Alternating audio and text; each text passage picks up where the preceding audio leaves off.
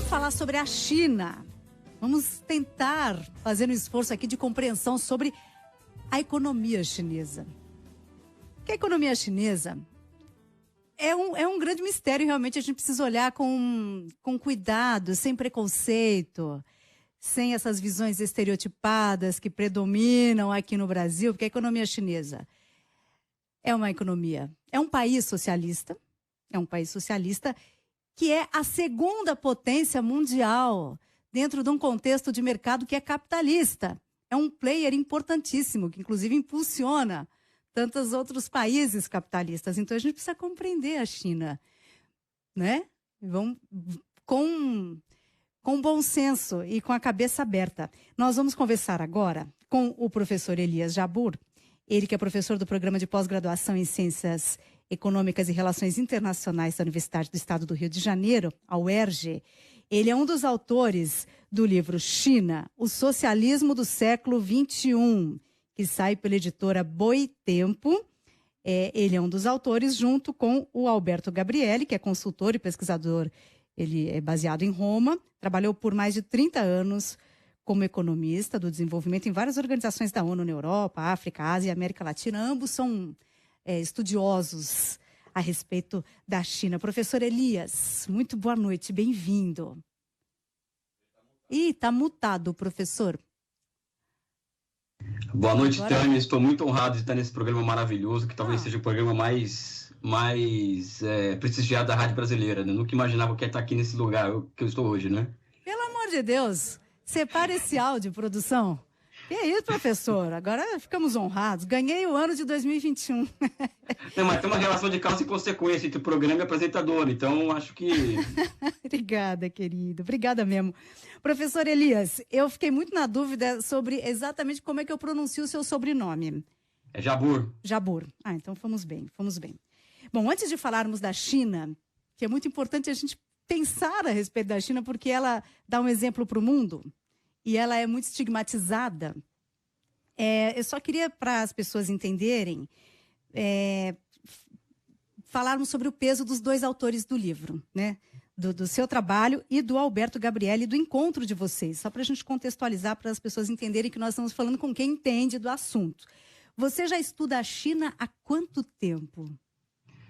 Eu calculo 25 anos, porque há 25 anos atrás, meu primeiro artigo sobre a China foi aprovado para um congresso de iniciação científica e geografia pela USP, né? Então, calculo desde esse momento, né? Mas que eu leio sobre a China já desde uns 27, 28 anos, vamos dizer assim, desde que eu entrei na universidade, né?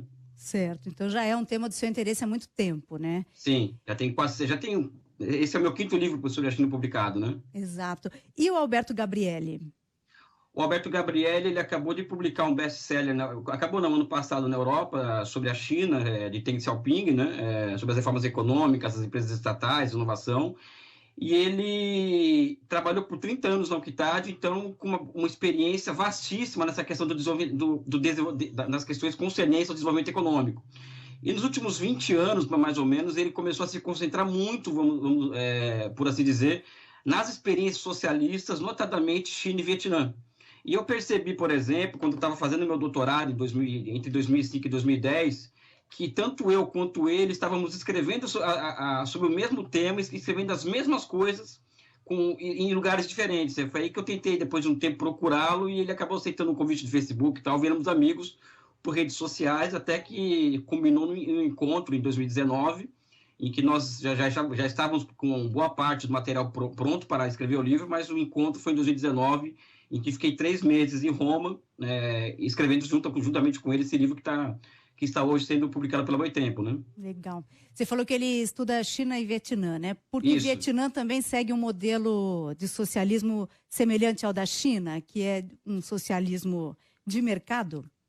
O que acontece é que nós, cada um de um jeito, chegamos às mesmas conclusões na mesma época, como há mais de 10 anos atrás, e nós colocamos no papel essas conclusões agora, né? Que a China, em 78, ela inaugura o que nós chamamos de uma nova classe de formações econômicas sociais, o que significa, ou seja, uma nova tipologia de socialismo que é diferente da União Soviética, de Cuba e Coreia popular, Coreia do Norte, né? E o Vietnã seria a segunda experiência e o Laos seria a terceira experiência, aqui atual, né? Uhum. Então, mas o Alberto, é que está a questão do Alberto. O Alberto tem um amor muito grande, pessoal, assim, inexplicável pelo Vietnã, né? Uma coisa muito pessoal dele Tá. é essa também. Aí ele foca mais no Vietnã.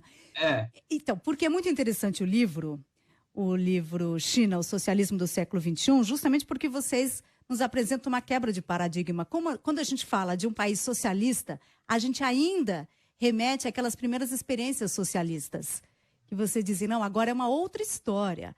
Esse modelo que a China institui a partir dessas reformas, né, de 78, cria uma nova categoria, não é isso? Pode-se dizer assim? Não sei se exatamente, acho que não é o termo que vocês usam. Mas, enfim, é um outro socialismo. Mas, que é um socialismo que está aí.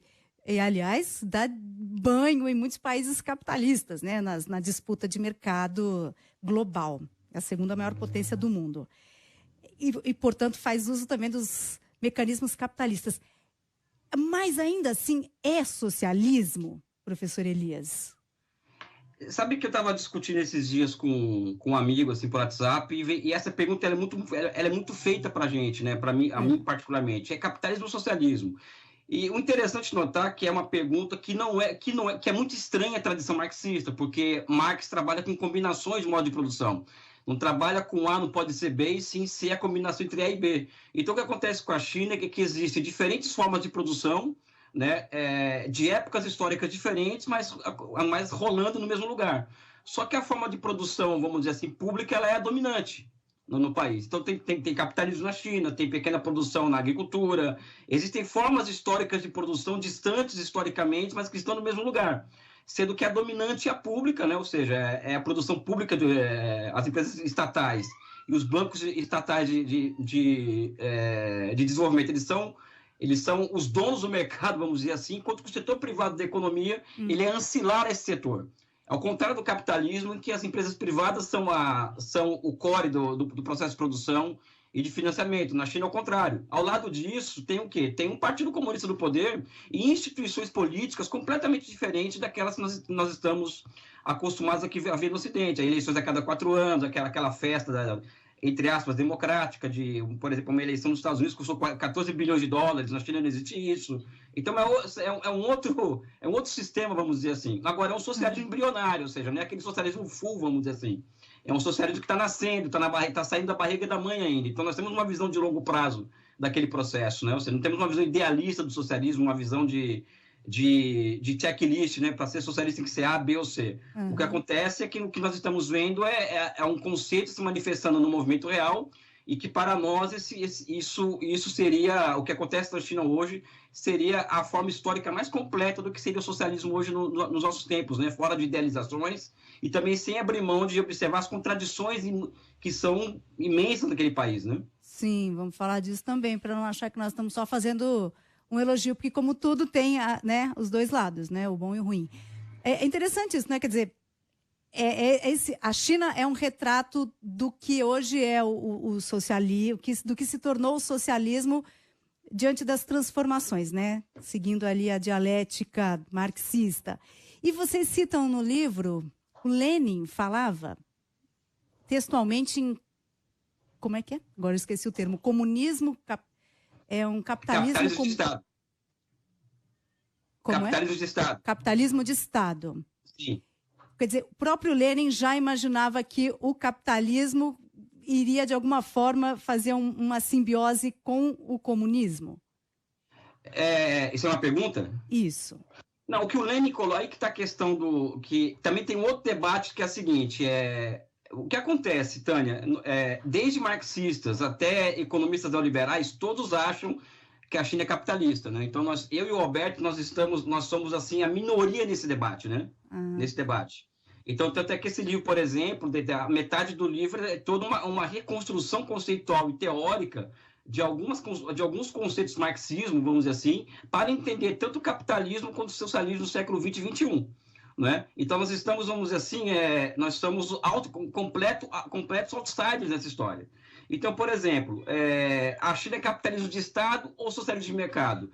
A grande questão é que o Lenin está falando de uma realidade que ele se remetia à Alemanha, ou seja, ele via a Alemanha como que a Alemanha, a organização industrial e financeira da Alemanha, e viu o seguinte, ó, nós temos que construir algo semelhante àquilo ali, tá? Só que sob um poder político de outro tipo, né? E ele dava o nome desse arranjo econômico institucional de capitalismo de Estado.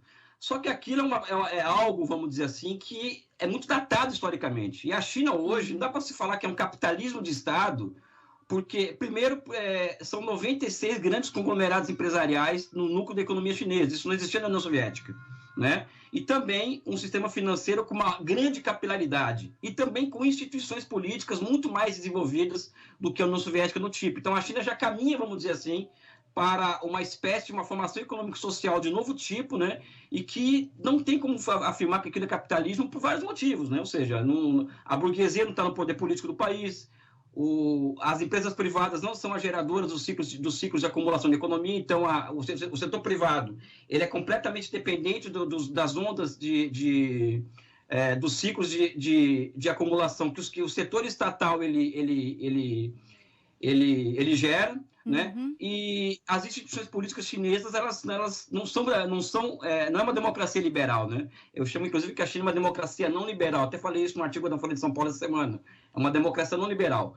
Então acho que mas não é socialismo, tudo bem. Você pode falar que não é socialismo, mas também não é capitalismo. Mas não é um híbrido também, é isso? Ou é um híbrido? Eu acredito que é uma combinação. Aí que está a questão, né? Eu tenho um pouco de complicação com alguns termos que aqui trazem da biologia para as ciências sociais, né? Então, híbrido, por exemplo, eu acho complicado. Acho que existe na China uma combinação, né? E dessa combinação surge uma forma histórica nova. Só que essa forma histórica nova tem como núcleo o setor produtivo público e não privado. Ou seja, a espinha dorsal são princípios regidos pelo Estado. Logo, o socialismo é predominante. É isso? Por um Estado comandado por um partido comunista. Por que eu estou dizendo isso? Porque uma das críticas que eu recebo é que também as empresas estatais também existem em países capitalistas, né? Isso é verdade. Só que não no grau, no alcance, na profundidade, como na economia chinesa e mais. E são empresas estatais que não são... Tem até um termo que está se usando muito, né? Communist Party of China Corporation, ou seja, cada vez mais administrada pelo Partido Comunista, ou seja, algo inédito, vamos dizer assim, na história da humanidade. E, além disso, o próprio setor privado da economia chinesa, as grandes empresas privadas são obrigadas a ter um CEO do Partido Comunista. Isso significa interferência direta do Partido Comunista sobre as decisões de investimento privado. Da empresa. No setor privado, né? Aqui no Brasil, por exemplo, fazer política fiscal é crime, né? Então, qualquer interferência do Estado na economia está criminalizada no Brasil, enquanto na China, que é o país que mais cresce no mundo, o Partido Comunista interfere diretamente nas decisões de investimento privado, não somente público, né? Por meio de incentivos fiscais? Não. Ou eles falam, vocês vão investir nisso agora? Exatamente isso. O governo que dá a linha. Vocês querem ganhar dinheiro? Vamos usar um termo aqui mais... vocês querem continuar ganhando dinheiro, querem ter espaço, tudo bem, mas vocês vão fazer o que eu quero que vocês façam. Né? Ou seja, o setor privado, vocês são ancilares a uma economia que eu comando e que eu mando. Ou seja, ele planeja, o governo chinês planeja, faz a estratégia, e aí ele chega para o setor público, para o setor privado e diz, você tem que fazer isso, isso, isso. E se o setor privado não fizer? Eles não têm opção, entendeu? Vão morrer de fome, em português, claro, né? Porque eles dependem da demanda gerada pelo Estado. Tá. Essa que é a questão. Tá. O setor privado ele depende da demanda gerada pelo setor público da economia. Essa é a diferença da China para os Estados Unidos. E a Hillary Clinton, por exemplo, Tânia, desculpa eu estar falando demais, mas é ótimo, a gente precisa aprender. A Hillary Clinton, por exemplo, que na minha opinião é um dos quadros políticos mais inteligentes dos Estados Unidos, ela falou o seguinte, olha, para competir com os chineses, só se nós socializarmos os meios de produção. Ou seja, a Hillary Clinton disse isso sobre os Estados Unidos. Por quê? Porque ela percebeu que uma economia que é nucleada por um setor público da economia, que tem 96 empresas do princípio ativo da Petrobras, no núcleo da economia, e tem 30 bancos de desenvolvimento financiando essas empresas estatais criando moeda nacional, é uma economia que é imparável, vamos dizer, entre aspas, vamos usar um termo É imparável, não tem como parar uma economia dessa. Porque né? ela não desperdiça esforços, né? Ela faz o planejamento e coloca toda a economia a serviço daquele planejamento. Não tem como escapar. É a construção consciente da sociedade. Vamos usar um termo filosófico bonito, né? Ou seja, a China ela é um exemplo de uma sociedade que está sendo construída à luz da ciência, à luz da razão, e que eles sabem onde eles querem chegar em 2050, por exemplo, né? Bom, tem um planejamento à luz da ciência e à luz da razão. Isso é importante, porque a China investe muito em ciência e tecnologia, né? Agora, é muito diferente realmente da lógica capitalista. Ok. Isso, então, é o que configura um país socialista? É essa concentração na mão do Estado? O que configura se um país é socialista ou capitalista é que está a questão. Eu tenho dificuldade em trabalhar com apriorismos ou com checklist. Ou seja, eu vejo o movimento real e eu vou criando conceitos em cima daquilo que eu estou vendo. Né? Então, em tese, o que caracteriza um país socialista é o poder político de um partido ou de uma força política, um bloco, vamos usar um termo bonitinho, né? Um bloco histórico que é o bloco histórico de estratégia socializante, vamos dizer assim, ou seja, aqueles caras que estão no poder na China, eles são um bloco histórico, vamos dizer assim, que enseja uma estratégia de caráter socializante, né? Ou seja, é completamente diferente do Partido Democrata e Republicano, do Brasil, da Alemanha, ou seja, isso que é o que diferencia a China. Uma estratégia socializante? Socialismo, uma estratégia que busca ampliar a base material da sociedade, ou seja, você alcançar os países capitalistas em matéria de produtividade do trabalho, e isso como condição indispensável para o que eles chamam de prosperidade comum, né? Ou seja, a não concentração de renda na mão de poucos, e sim a socialização da riqueza, não da pobreza, como muitas pessoas acreditam, né? Então, e aí que eu ia te perguntar, então, professor Elias, e na prática isso acontece? A população chinesa se beneficia desse poderio econômico do país ou só uma elite se beneficia? Essa socialização, de fato, acontece na prática? Nós temos que ter em conta, Tânia, que o capitalismo tem mais de 600 anos. Né? Então, nem o capitalismo nasceu pronto. Né? O capitalismo até hoje está se desenvolvendo. O feudalismo teve mais de 2.000 anos de existência. O socialismo tem 100 anos, ou seja, não é nada na história. Então, é um grão de areia na história. Então, o que acontece na China é um experimento social, um experimento embrionário de uma sociedade que vai sendo construída sem um manual pronto anterior, né? Uhum. Então, vão acertando e vão errando. Nesse processo de construção de uma sociedade orientada a superar o capitalismo, orientada, né? Ou seja, algo que eu não estou falando que mas é orientado, algo mais de longo prazo, vários erros e acertos vão acontecer. Agora, o que eu posso destacar são 2 pontos aqui. A China, por exemplo, em 1949, tinha uma expectativa de vida de 35 anos de idade, um homem chinês. Hoje, já passou os Estados Unidos na expectativa de vida. Hoje, tem até no meu Twitter um gráfico que eu coloquei lá, que a China já passou os Estados Unidos em expectativa de vida, por exemplo. Né? E a China, por exemplo, com as condições que eles têm geográficas, históricas, a geografia chinesa é terrível, né? Assim, montanha, deserto, são 1,4 bilhão de habitantes concentrados numa faixa do país, né? Eles conseguiram eliminar a pobreza extrema. Né? Isso não é pouca coisa, talvez tenha sido o maior feito da história humana, esse. Né? Ou seja, um país que era o país mais pobre do mundo em 1949, hoje é um país que tem uma série de contradições sociais, inclusive concentração de renda, mas que a pobreza extrema não existe. Né? Além do mais, vamos pegar aqui um caso, um dado assim, muito básico, que é salário real. Né? Então, as pessoas, essa coisa de que a China tem mão de obra escrava, de que a China ela tem competitividade porque a mão de obra é muito barata, isso não é mentira. Isso não é verdade. Aliás, isso não é verdade. Isso é mentira?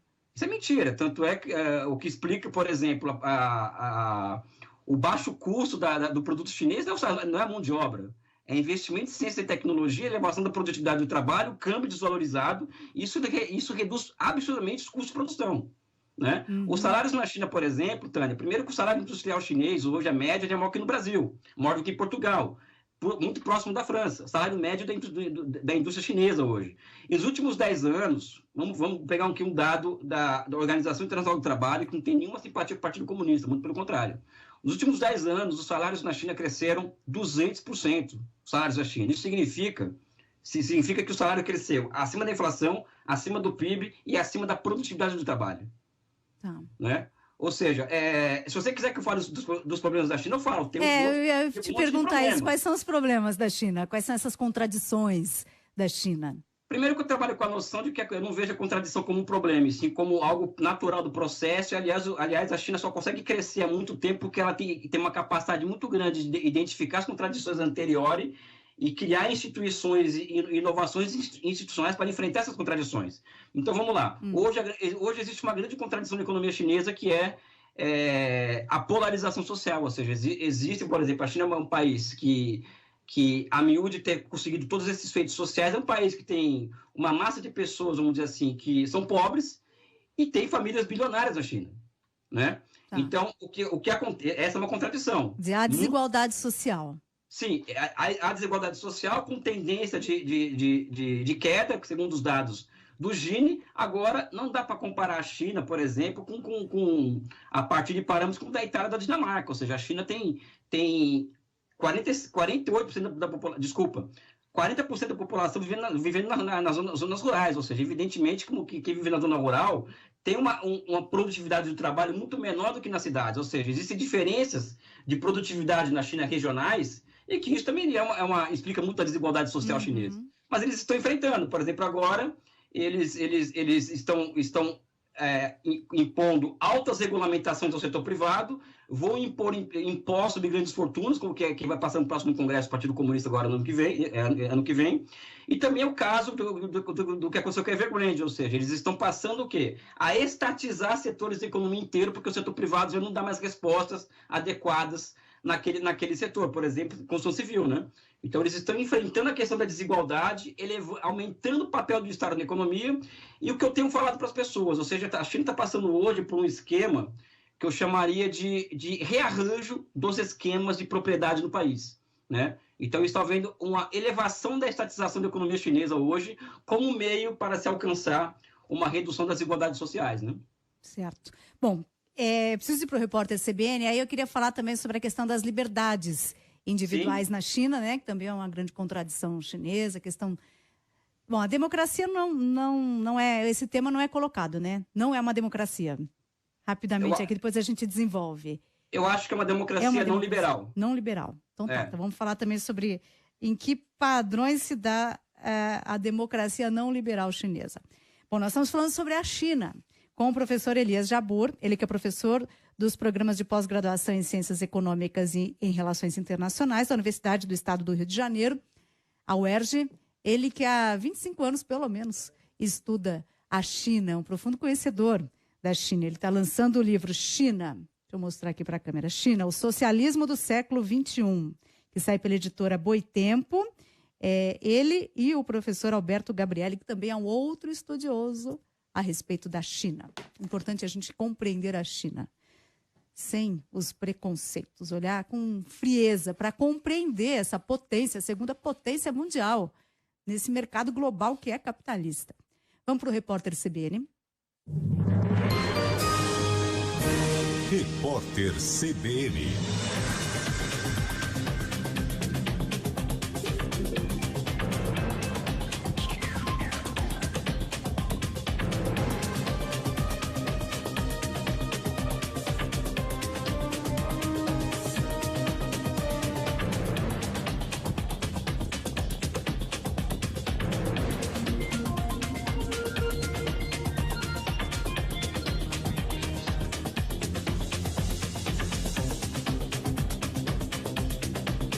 Quinta-feira, 23 de dezembro de 2021, mais de 142.733.000 brasileiros estão completamente vacinados contra a Covid-19.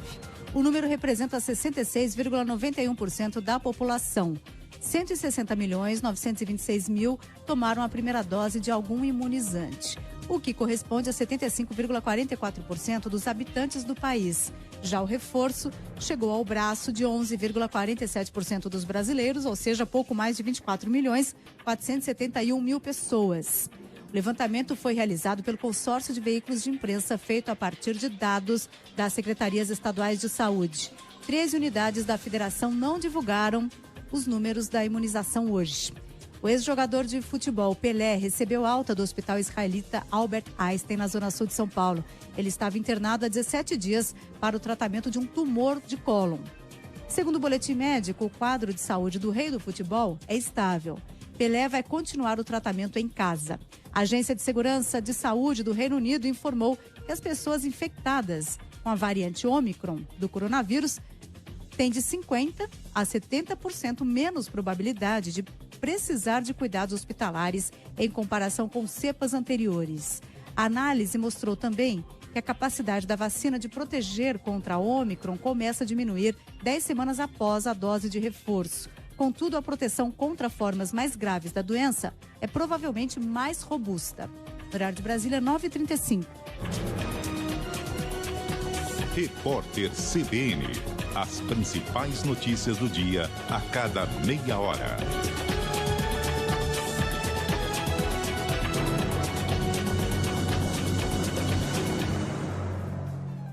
Voltamos com o professor Elias Jabbour, professor dos programas de pós-graduação em Ciências Econômicas e em Relações Internacionais da Universidade do Estado do Rio de Janeiro, a UERJ, lançando o livro China, o Socialismo do Século XXI.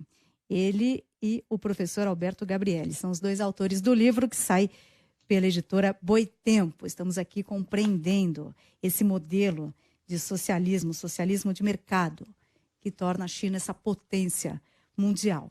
E que há contradições também. E aí, fechamos antes do repórter CBN, a questão das liberdades individuais. E aí, falei da democracia, e o professor disse que a China é uma democracia. Mas em que medida é uma democracia? Porque tem eleição, as pessoas votam, porque é um partido único, não é? Explica pra gente, professor. Eu acho que a pergunta de... Você é muito honesto, Tânia. Como eu sou seu fã, isso me dá claro, a prerrogativa de ser honesto. Estou preparada. Eu acho que tem que explicar o que é uma democracia. São os países ocidentais que falam disso 25 horas por dia. Então, acho que eles têm que explicar o que é uma democracia, de fato. E não os chineses. Né? Eu acho que esse é o primeiro ponto, a primeira fronteira que eu queria colocar. Tá, mas então deixa eu só fazer um parênteses, porque do ponto de vista ocidental, para nós, a democracia é a possibilidade de você escolher quem vai governar o país. E aí, né, há uma diversidade de propostas colocadas e aí a população escolhe. Você tem certeza disso? Isso não, é claro que a gente pode discutir em que condições essa população escolhe. Né? Tá. Se há ou não... alguma forma de controle, que certamente há. Mas há uma aparente liberdade, vamos dizer assim, de escolha. Sim. Na China não existe isso, ou existe? Existe. Existe. Vamos pegar alguns dados aqui, porque a gente pode fazer uma discussão conceitual do que é democracia. Eu estaria pronto para fazer essa discussão conceitual, ou seja, acabar com essa separação pobre que o Ocidente faz de liberdade real e liberdade formal, que é uma separação pobre, né, que é feita no Ocidente e não se aplica a sociedades complexas. Aliás, não se aplica a nenhuma sociedade. Né? Eu moro aqui, por exemplo, entre duas favelas aqui no Rio de Janeiro e eu vejo o grau de liberdade que tem aqui no Rio de Janeiro, assim, absurdo. Né? Assim como, por exemplo, em Nova York, por exemplo, quem está viciado em pedra tem um grau de liberdade muito grande, assim como as Cracolândias de Los Angeles, você percebe um grau de liberdade muito grande, né? Ou seja, então separar a liberdade real e a liberdade formal é um problema conceitual muito sério. É por isso que eu coloquei, olha, quem tem que explicar o que é democracia é o Ocidente, né? Mas tudo bem, vamos lá. A China, por exemplo, vamos pegar no concreto, que eleições, tá? Os chineses trabalham com a noção de... Antes dos americanos existirem enquanto país, antes de Jesus Cristo nascer, a China já era um Estado nacional. Então, ou seja, Jesus Cristo nasceu, já existia um Estado nacional chinês, que tem um concurso público há mais de 1.500 anos instaurado, e que criou filosofias tolerantes e civilizatórias, na mesma época histórica que surge a Grécia, as filosofias... que nos norteia, que é a filosofia clássica grega, né? Aristóteles, Platão, esse pessoal todo aí. Então, a China já tem um corpo filosófico pronto há muito tempo. Sim, né? E é um corpo filosófico que baseia a governança de um país, ela coloca com um parâmetro, não a democracia, como o iluminismo coloca, que virou uma religião, né? A democracia, essa coisa da democracia, para eles é a boa governança, a capacidade de governar um país. né? Então, o parâmetro chinês é uma coisa estranha para o chinês, esse tipo de a democracia ocidental e tal. Pô, é uma democracia em que vocês... um país como o Brasil as pessoas morrem de fome, né? Uma democracia que tem que espalhar guerra pelo mundo para poder mostrar sua superioridade. Que democracia é essa, né? Então, para os chineses é muito estranho. Mas falando em voto, vamos lá. Na China, por exemplo, quem elege o presidente da República é a Assembleia Nacional Popular, né? Que é composto por quase 3 mil membros. Na China não é partido único, tem outros 8 partidos políticos na China.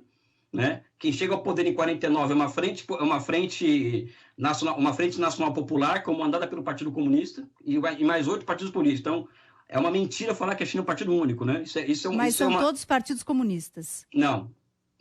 Nenhum deles é comunista. Uhum. Senão eles aderem à ordem socialista, mas não são comunistas, não são baseados no marxismo-leninismo nem nada. Uhum. Então, o primeiro mito é esse, né? Ou seja, não é partido único. Mas, vamos lá.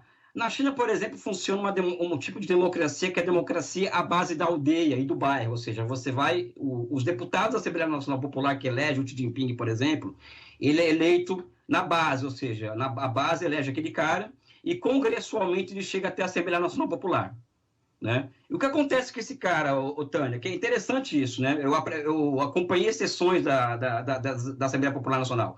Eles ficam somente 15 dias por ano em Pequim, somente 15 dias por ano em Pequim, e o resto fica na aldeia deles, na aldeia onde eles estão.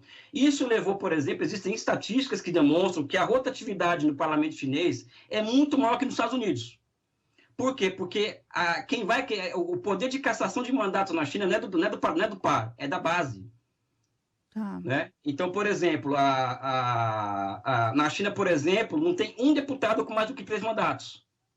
Enquanto que nos Estados Unidos, o rapaz aí, o presidente Biden, era senador há 40 anos, vamos dizer assim. E isso leva, por exemplo, a um tipo de marco institucional em que, primeiro, o dinheiro não captura política, porque na China não existe campanha eleitoral financiada por dinheiro, né? Isso leva ao que eu chamaria também, de forma embrionária, na minha visão, uma forma embrionária de democracia direta. Né? E uma outra questão que se coloca, o Partido Comunista da China, vamos dizer assim, vamos deixar uma coisa muito clara, aqui no Ocidente as políticas não mudam há 40 anos, é pensamento único, na economia é pensamento único em vários setores de atividade, ou seja, as políticas não mudam no Ocidente. Então, se você pegar as políticas na Europa Ocidental e nos Estados Unidos, as políticas econômicas, social, etc., os últimos 50 anos de ver na China, você percebe o seguinte: aqui no Ocidente muda o partido no poder, muda, mas as políticas não mudam. Enquanto que na China as políticas mudam o tempo inteiro. Ademais, por exemplo... Mudam dentro do modelo de concentração do Estado, né? Sim, assim como aqui no Ocidente a concentração do Estado na mão de alguns bilionários, ou seja, quem manda nos Estados Unidos? Quem manda no Brasil? É o capital, claro. Não, ou seja, então a diferença é que lá quem manda é o Partido Comunista e aqui é o grande capital. Ou seja, o Brasil, por exemplo, para a gente ter uma... Vamos falar dos Estados Unidos, né, que é a democracia mais linda do mundo, né? Ali são 3 bilionários que comandam quase 90% do setor de comunicações. Ou seja, é uma democracia de mentira, né? Vamos dizer assim, cá entre nós, né? Uma eleição que custa 14 bilhões de dólares, ou seja, para quem vai gastar esse dinheiro todo? É para comprar consciência, não é isso? Ou você acha que o eleitor médio americano tem um grau de politização suficiente para poder votar sem que... Ou seja... entendi o seu ponto, tá. A estrutura se mantém lá e se mantém aqui também. Sim, só que lá é de outro tipo. Não estou falando que é melhor, não estou dando mérito que é melhor, viu, Tânia? Sim. É uma característica chinesa. É o que eles escolheram para eles. Uhum. E vou além ainda. Teve uma pesquisa na Inglaterra, há 3 anos atrás, que no mundo inteiro sobre fé na política. Aqui no Ocidente, somente a média é de 16% das pessoas acreditarem na política. Na China, é 75% das pessoas acreditam na política.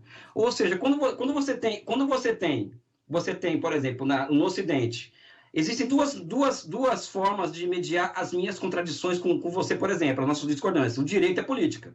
Quando as pessoas não acreditam na política mais, como está acontecendo no Ocidente, é a barbárie. Aí é a barbárie, que é o que nós estamos vivendo, inclusive aqui no Brasil. Que aí não tem conversa. China, por exemplo, 75% das pessoas acreditam na política.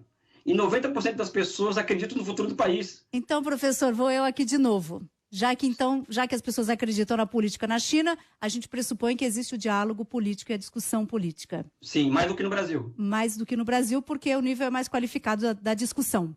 Mas, e o espaço de quem se opõe? Não existe uma censura na China às liberdades de pensamento, de expressão, inclusive? Olha, eu estou bancando aqui, eu estou fazendo o meu papel, que eu estou colocando, porque são questões que a gente pensa muito sobre a China, sobre isso, né? Vou te falar aqui o seguinte, eu vou dar aqui um exemplo. Você abre um jornal, por exemplo, chinês, muito claro, abre um jornal chinês, você vê lá várias seções de direito de resposta. Então, você publica um artigo, tava lá o cara tem o direito de resposta. Né? Aqui no Brasil, por exemplo, me atacaram no jornal que não vou falar o nome, o jornal de grande circulação, né? Eu não tive direito de resposta, porque, segundo o editor do jornal, eu não fui citado nominalmente, ou seja, para você ver como as coisas funcionam. A universidade chinesa é uma universidade muito pujante do ponto de vista do pensamento. Vou dizer mais. Por exemplo, existe um grau de liberalização na universidade chinesa muito maior do que no Ocidente. Ou seja, tem caras que falam contra o Partido Comunista ali na universidade. Ou falam contra o regime político chinês. E não acontece nada com eles? Não acontece nada. Uhum. Não acontece nada. Agora, não são presos opositores na China? Olha, eu acredito... Eu não tenho dados sobre isso, tá? Sobre opositores presos, porque o que acontece na China é o seguinte, o que acontece, eles não são presos. A maioria foge da China. E quem está fugindo da China é bilionário. Né? Enquanto os americanos eles mantêm uma prisão em Guantánamo, por exemplo, e eles fazem o que eles fazem com os muçulmanos que estão lá em Guantánamo, que é um território estrangeiro, né? Os chineses na China eles estão fugindo da China. Bilionários, por exemplo, né? Existe uma onda migratória de bilionários da China para os Estados Unidos e do Canadá. Né? Por quê? Porque o governo está apertando o cerco sobre eles. O que é apertar o cerco sobre os bilionários? Vocês vão ter que pagar imposto agora, meu amigo. Sabe? Uhum. Então, eu acredito que a gente vai entrar nessa onda de democracia e tal, a gente vai querer uma discussão em que o Ocidente vai ficar completamente desmoralizado. Ou seja, a democracia ocidental é aquela coisa. O mendigo está na rua, ele pode gritar fora Bolsonaro, né? Não pode se levantar e gritar fora Bolsonaro. Ou seja, qual que é a diferença entre democracia formal e democracia real numa sociedade como a nossa, por exemplo? Né? Então, acho que são parâmetros diferentes, são sociedades diferentes. A China é uma civilização. Sim, é uma civilização. Sabe? E não estou aqui para defender a China, não. Apenas defendo o direito dos chineses fazerem as escolhas que eles acharem melhor para eles. É porque é muito complicado mesmo, né? Quando a gente vai pensar num outro país que é tão distante do nosso, a gente pensa com a nossa régua, que é a nossa forma de pensamento, né? Estruturada dessa forma que a gente conhece. Por isso a China é tão estranha para nós. Né? E daí a importância da gente tentar esse tipo de diálogo, né? Para compreender com algum distanciamento. Sim, aliás, o desafio do livro, ou seja, eu faço a propaganda do livro aqui, entre no site da Boitempo e adquira um livro para quem tiver interesse em ver uma visão outsider, uma visão científica sobre a China, porque existe uma construção teórica nesse livro, assim, de mais da metade do livro é só teoria, por exemplo, para quem se interessa por isso, e também depois vem a parte que nós falamos do setor produtivo da economia chinesa. O nosso esforço foi entrar dentro do objeto, né? E não ficar fora do objeto, observando de fora, não vendo a diferença entre aparência e essência, né? Sabe? O nosso objetivo no livro foi o quê? Foi entrar dentro daquilo ali, né? E observar. Você vai ver no livro várias contradições que nós colocamos, assim, não é só elogio. Exato, não é um livro socialista que faz apologia ao socialista. Vocês retratam aqui, né, tem várias críticas de funcionamento da China. Existem várias críticas nossas, ou seja, nós falamos, por exemplo, em um certo momento, que a China precisa urgentemente de um estado de bem-estar social, precisa construir urgentemente isso, que é um problema sério que os chineses criaram na década de 90. Né? Ou seja, eles criaram um problema na década de 90 com a privatização de milhares de empresas estatais, né? Ou seja, nós falamos isso no livro, e que é uma pendenga social passiva de solução, e que, a meu ver, atualmente, Xi Jinping está encaminhando essa solução. Mas está claro no livro isso, não existe na China, existem problemas sérios na China. O problema ambiental, por exemplo, é muito sério na China. Sim. Nós não temos por que esconder, Tânia, desculpa o meu desabafo, não temos por que esconder os problemas chineses. Eu não ganho nada com isso. Claro, sabe? Claro. Sim, sabe? É um olhar com distanciamento. A China não tem... Por que não tem um estado de bem-estar social? Não tem educação, saúde? Não. Aí que está a questão, né? No livro nós falamos, por exemplo, que havia um nível de proteção social X na época de Mao Tse Tung. Esse nível de proteção social caiu muito na década de 90, porque essa proteção social estava ligada diretamente às empresas e não ao Estado no geral. Então, quando existe o processo de transformação daquelas empresas em conglomerados empresariais orientados ao mercado, todo esse sistema de saúde e educação bancada por essas empresas acaba caindo junto, né? Então, o que acontece? A partir dos anos 2000, os chineses começam a reconstruir todo esse sistema. Só que esse livro foi escrito antes da pandemia. Eu vou fazer aqui uma autocrítica. E o que acontece? O welfare state alemão, que para mim é um welfare state de excelência, tinha gente morrendo na porta do hospital. Morreram 100 mil pessoas na Alemanha. Na China, só morreram 5 mil pessoas. Então, o que acontece? A China está fazendo um processo de leapfrog, ou seja, eles não estão querendo alcançar os países capitalistas em estado de bem-estar social, e sim ultrapassados. Por quê? Porque eles estão utilizando inteligência artificial, plataforma 5G e Big Data para fazer, vamos dizer assim, operações de longa distância. E também, durante a Covid-19, por exemplo, operações cirurgias, né? Durante o Covid-19, por exemplo, foi posto em prática, por exemplo, pela primeira vez na história recente da China, nenhum chinês pagou por tratamento de saúde durante o Covid-19. Ou seja, nós não tínhamos visto antes da pandemia. Agora, que há um estado de bem-estar social que vai ter, mas ainda está longe, na minha visão, do ideal. Está muito longe. Está muito longe. Mas já consegue responder às demandas dos chineses satisfatoriamente. Eu prefiro o nosso SUS ainda. Estou sendo muito honesto. Mas que eles estão empenhados em responder essas questões, estão. Esse que é o X da questão, né? Eles não estão negando o problema, né? Sabe, que existe, né? Porque a gente pressupõe que o socialismo tenha justamente uma visão de que vai oferecer para o conjunto da população. Mais ou menos. Eu tenho uma visão diferente disso.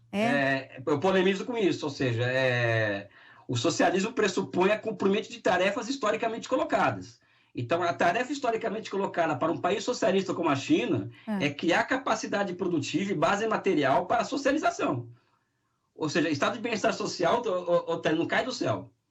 Para você ter um estado de bem-estar social, você precisa ter o quê? Um setor produtivo que gere valor, e essa geração de valor, ela permita haver um excedente de valor, e esse excedente de valor é transferido para a construção de estado de bem-estar social.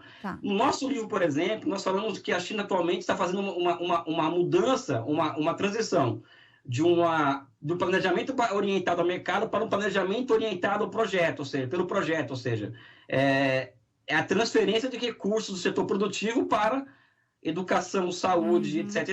É isso que está ocorrendo na China hoje. Então, não cai do céu o estado de bem-estar social. Então, o socialismo, para mim, não tem mito, Tânia, não é uma coisa mítica, cristã. Não, é apenas um outro tipo de organização de sociedade, na minha opinião.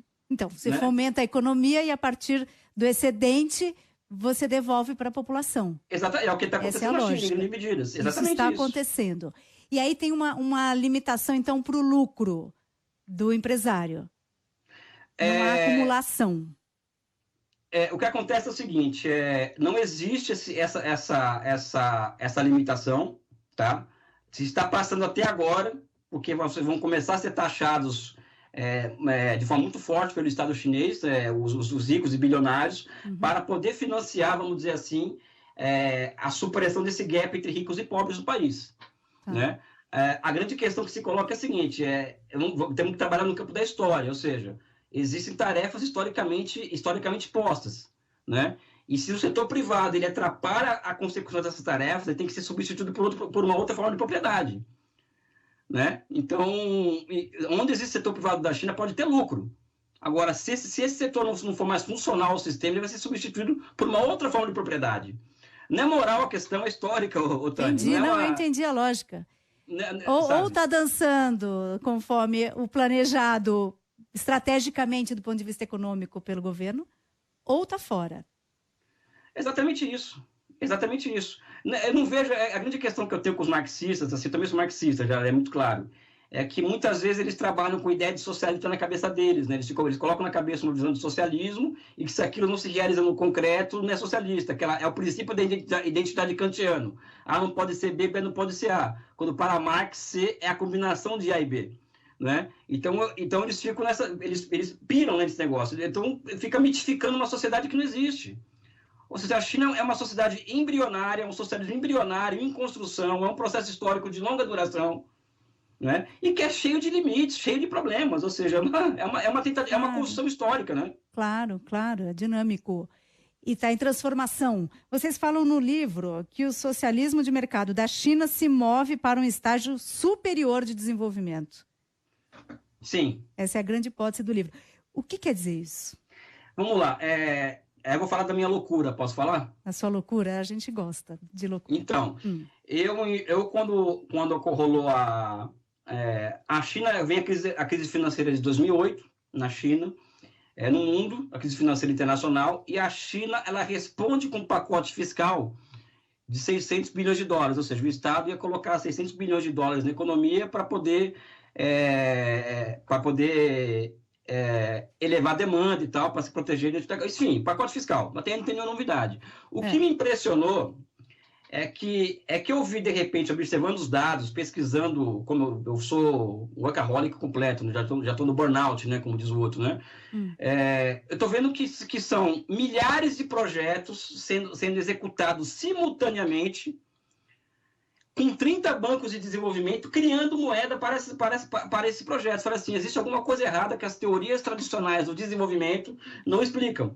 É por isso que eu acho que teoria e história elas têm que caminhar juntas, não separadas, né? Então, comecei a perceber que existiam novas regularidades na economia chinesa que escapam à lógica das teorias que eu ensino na faculdade, por exemplo. Entendi. Então, o que acontece? Vou dar aqui um exemplo muito claro. Só para te avisar, tá, professora Elisa? A gente tem 3 minutinhos para eu não te interromper no meio de um raciocínio. Não, só então para você ajustar no tempo. O nível superior é o seguinte: os chineses, a partir de 2008, 2006, começam a fazer políticas industriais proativas em matéria de ciência e tecnologia, né? E dali surgem inovações tecnológicas disruptivas, que é o 5G, o Big Data e tal, inteligência artificial. O que acontece? Os chineses, o Estado chinês se apropriou dessas tecnologias e elas elevaram a capacidade do Estado chinês em intervir na realidade. Intervir na realidade. Então, isso significa, por exemplo, que na China, nesse momento, para encerrar, nesse momento, existem 2 milhões de pessoas trabalhando com o quê? Com análise de projeto. E elas têm 2 obrigações. A primeira é garantir que o país alcance os países capitalistas centrais em matéria de ciência e tecnologia. E a outra seria a criar 13 milhões de empregos urbanos por ano. Ou seja, nas costas desses 2 milhões de planejadores está a necessidade de criar 13 milhões de empregos urbanos por ano. Isso é o que eu chamo do quê? De economia de projetamento, é uma teoria que nós resgatamos. Mas o que significa isso? Elias, o que é socialismo e capitalismo hoje? Qual a diferença? Na China, existem esses 2 milhões de pessoas e elas expressam, quando eu olho uma ponte, um viaduto, um 5G, eu vejo o casamento do quê? Não uma relação entre custo e benefício, como a gente faz análise de projeto, e sim o quê? É a transformação da razão em instrumento de governo, porque naquele projeto está o kit tecnológico e está também a necessidade de criar 13 milhões de empregos urbanos por ano. Ou seja, é daí que eu chamo que o socialismo hoje na China, a cara da criança que está nascendo, ela tem a cara da razão enquanto instrumento de governo. Ou seja, essa que é a forma histórica com a qual a China se apresenta, que o socialismo chinês se apresenta ao mundo, e é essa uma das grandes hipóteses do livro, ou seja, a transformação da razão em instrumento de governo. Para terminar, nunca, em nenhum momento da história, tantos recursos materiais, quanto institucionais, quanto políticos, estiveram no mesmo tempo e no mesmo lugar, vamos dizer assim, capacitando um bloco histórico a promover transformações assim, estruturais numa realidade como a da China. Em nenhum momento da história da humanidade acumulou-se tantos fatores objetivos para mudar a realidade como tem a China hoje. Ao contrário do Ocidente, que o Biden tem um senador nos Estados Unidos que não deixa passar o Bidenomics de jeito nenhum, né? Então. Isso, né? Puxa vida, isso que é otimização. Professor, foi uma aula. Muito obrigada, viu? Não, eu tô super honrado, como eu falei aqui, né? Eu sou muito fã da dialética, né? Do Hegel, essa coisa toda, né? Então, quando eu vejo o programa Noite Total e vejo a Tânia Morales, eu vejo uma relação uma relação de superação dialética entre vocês. Ou seja, o programa é maravilhoso porque vocês são muito bons, né? Você é muito boa, né? Meu amor. Obrigada, adorei. Foi uma aula espetacular. O professor Elias Jabbour, lançando o livro China, o socialismo do século XXI. Nossa, adorei. Vou ficar pensando nisso tudo. Estou à sua disposição. Obrigada. Vamos falar mais sobre China, com certeza. Muito Obrigado. bom. Professor Elias Jabbour, então.